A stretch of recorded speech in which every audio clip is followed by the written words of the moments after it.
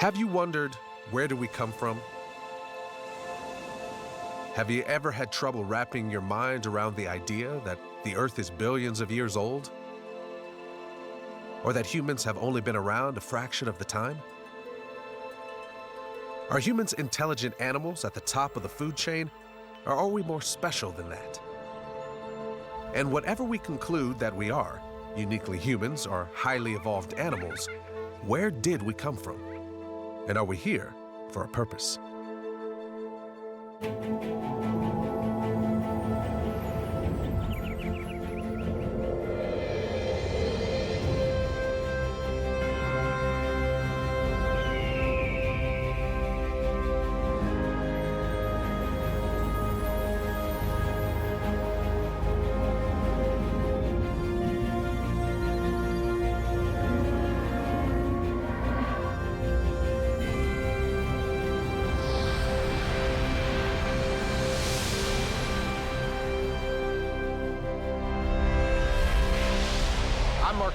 And this is Unlocking the Mysteries of Genesis. The mystery we want to unlock right now is, where did we come from? Not just you and me, but all of us, humankind. How did man begin? In the last episode, we talked about the origin of life in general and how it developed into more complex forms like plants and animals. This time, we're going to make it all about us. What are we? And how did we humans begin? And what makes us human?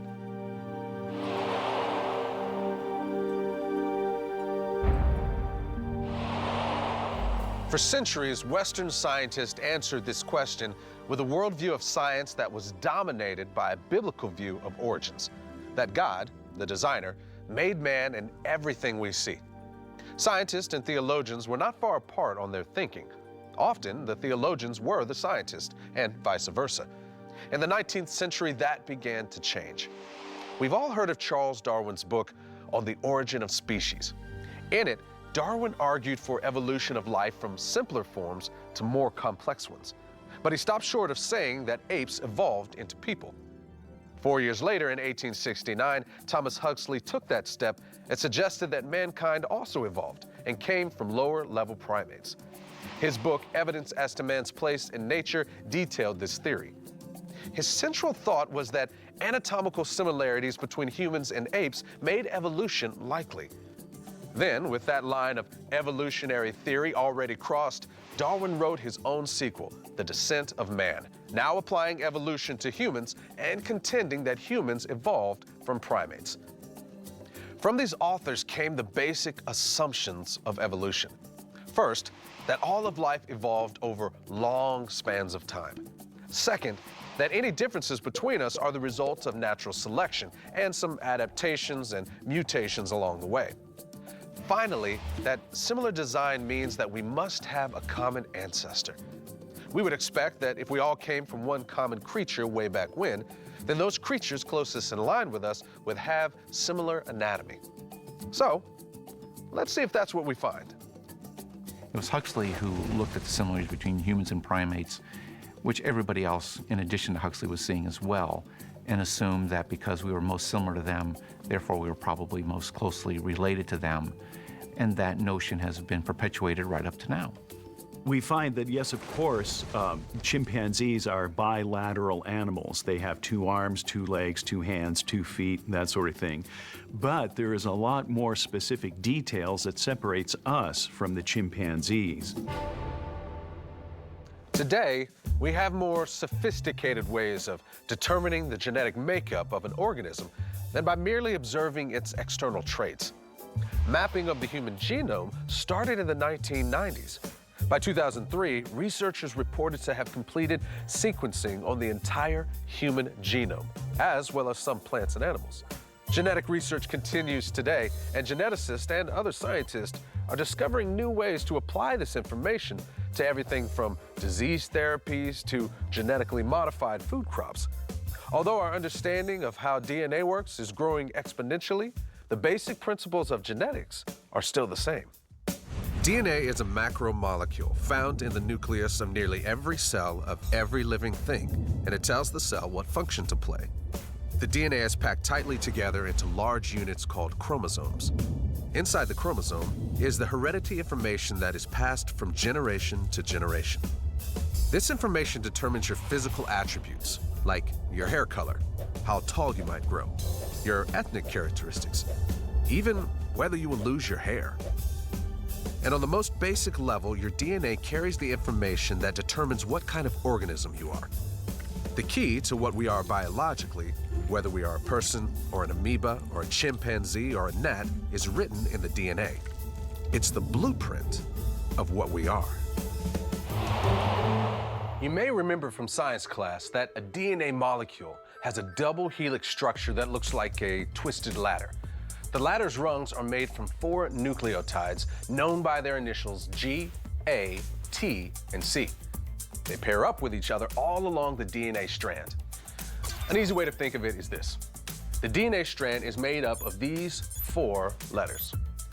Those letters make up words. Those words make sentences, and sentences, paragraphs. In this case, genes are the sentences and chromosomes are the paragraphs. The letters and the sequence of the letters are what determine what the organism is.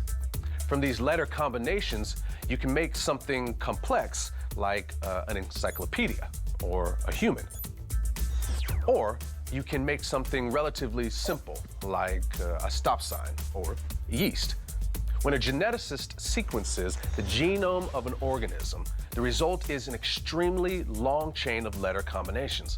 So, when geneticists are comparing the DNA of 2 different species, they are comparing where these letters match and where they don't. So, if Huxley and Darwin's theories from the 1800s are correct, and we all have evolved from a common ancestor, today's scientific evidence should corroborate that humans and their animal ancestors share similar DNA. And that's what some scientists say they find.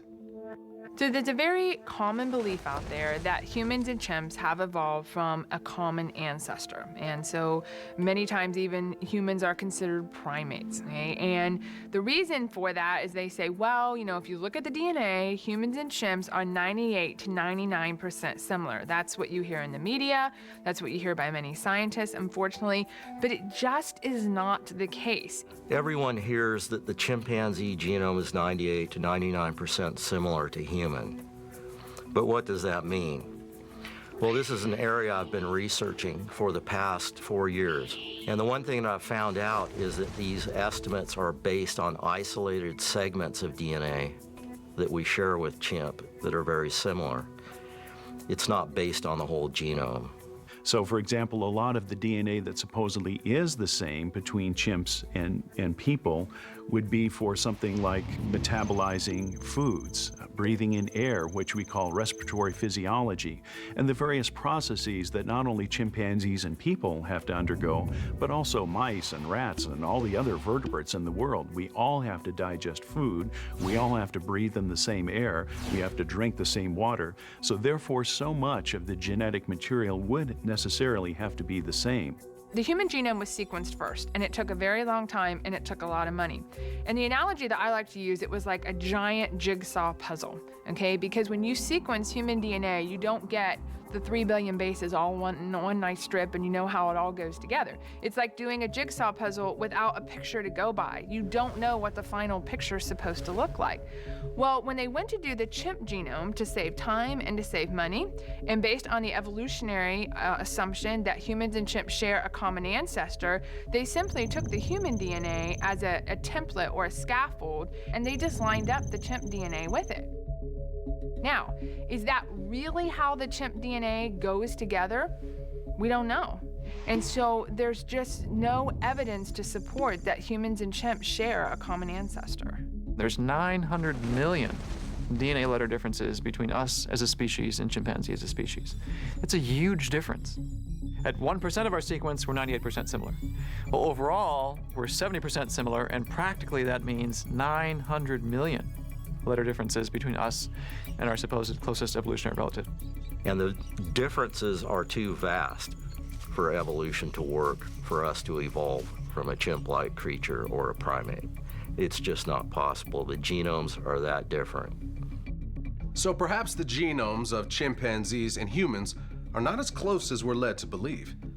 And as to those comparisons in anatomy that led Huxley and Darwin to contend that humans evolved from apes, let's take a closer look at the evidence. Humans and animals have a lot of similarities, there's no doubt about that. But there are also a lot of important differences between humans and animals, and particularly between humans and chimpanzees.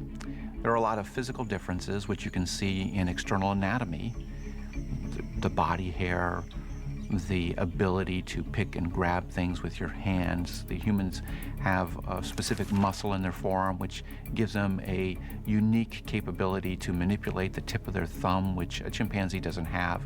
And because we have that ability, we have a lot more creative ability with our hands. Why does it matter if genetics proves that modern man evolved from chimpanzees? When it comes down to it, it's the difference between believing that humans are complex animals versus believing that humans are humans.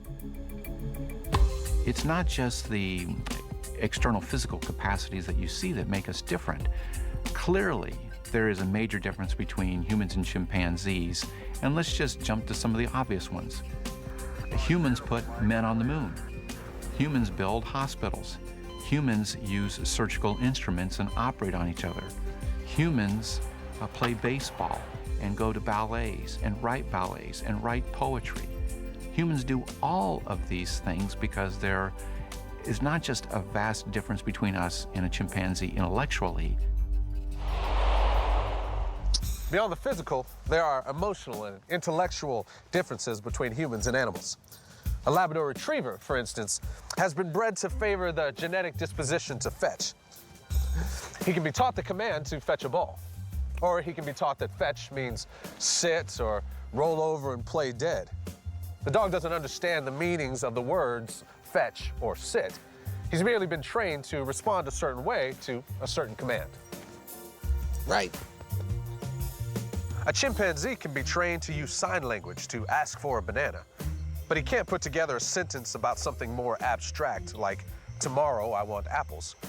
An African gray parrot has a vocabulary of up to 3,000 words, but the parrot is mimicking sounds.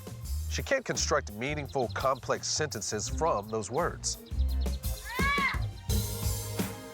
Secular scientists try to explain the differences between humans and animals in terms of evolutionary development.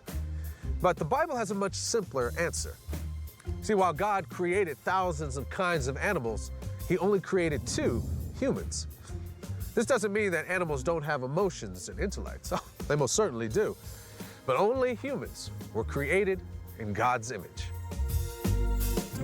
So when we look at humans, you know, it's really interesting because even the simplest things are extremely complex. And one of the examples of that is the blood clotting pathway. Obviously, that's very important to us. So when we get a cut, the blood clots and we don't bleed to death.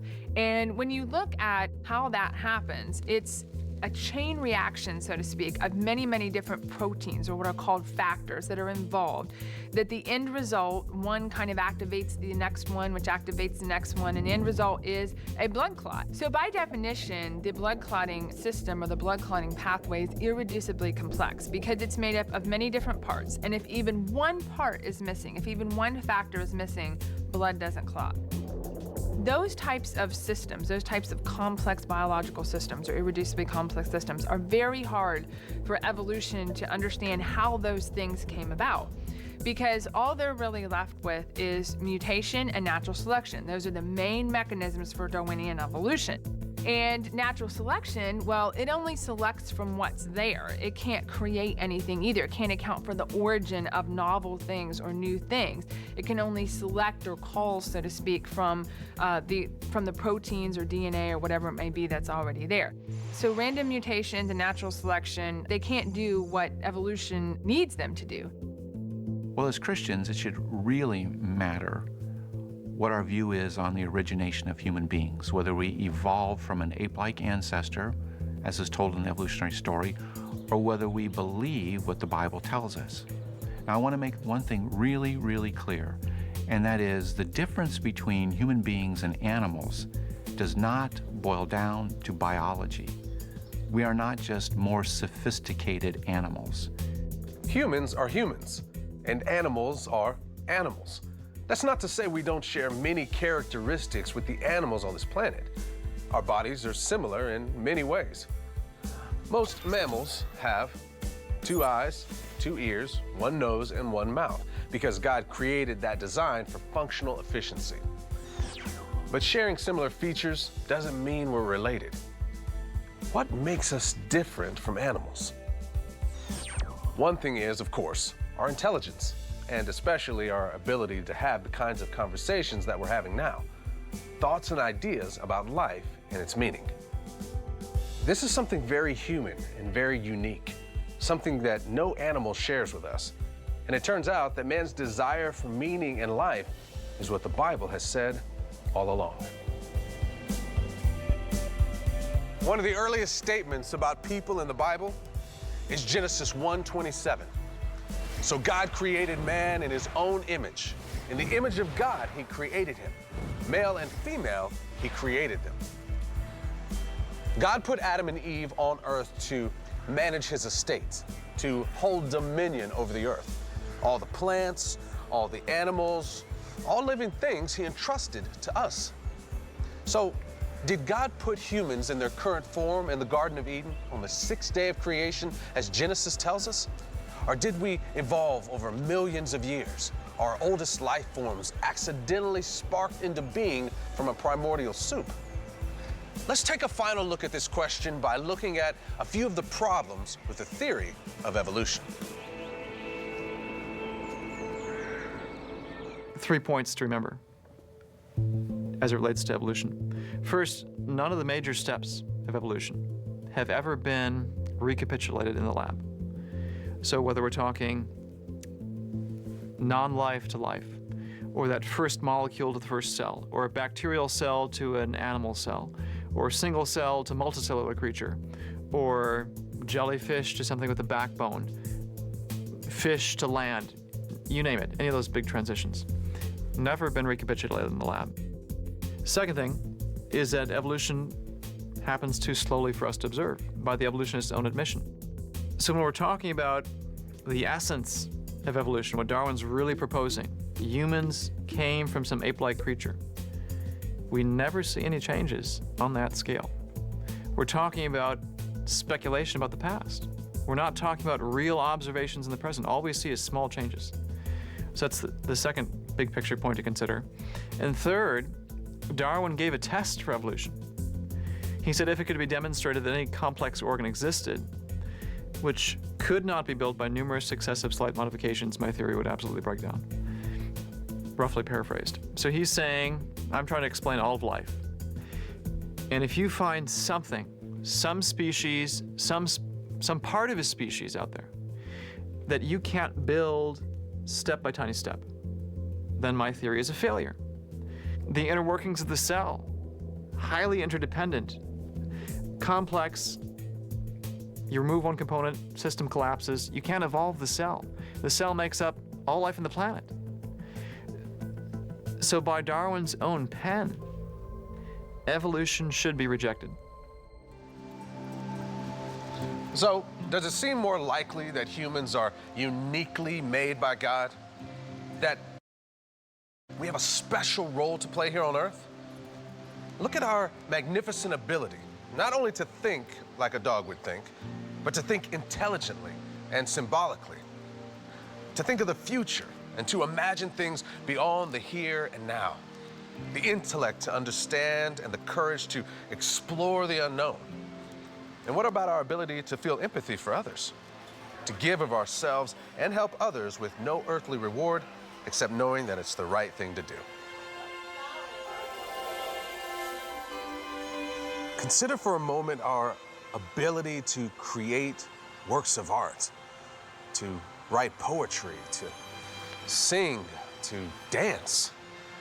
You know, as God's creation, humans are also unique in that we have a spiritual life, a connection to a perfect creator who has endowed us with responsibility for the whole of the earth. And that connection is God's desire for companionship with us. Now let that sink in for a moment. God made both animals and people. And animals are precious to God, but we humans are the only creatures that are created to have genuine, intelligent, compassionate fellowship with God. And here's the best part. This companionship, this fellowship with God, it's not just made for our statistical 72 years of life. It's intended to last forever. If there is a God who says that he made us and made us in his image, then our purpose becomes clear. Being made in God's image creates the potential for fellowship with him. What Jesus did to provide salvation restores the fellowship. The Bible says, but God demonstrates his own love toward us in that while we were still sinners, Christ died for us. Romans 5:8. That's the source of meaning now. And it opens up an eternity that has a resolute future. I'll leave you with this. The Apostle Paul wrote to the Philippians the very same idea. For it is God who works in you, both to will and to do for his good pleasure. Doesn't that excite you? For his good pleasure. We bring God pleasure. Doesn't that boggle your mind? That's why he wants to be with us. And this should encourage us to soar in this life, empowered by a genuine relationship with God as part of his purposeful design that gives each of our lives meaning. And the key to understanding this, and even more, is to dig deeper into our origins, turning over every bit of evidence. Next time, we'll turn over the fossil record and see what mysteries we can unlock there. Until then, I'm Marcus Lloyd, and we're unlocking the mysteries of Genesis.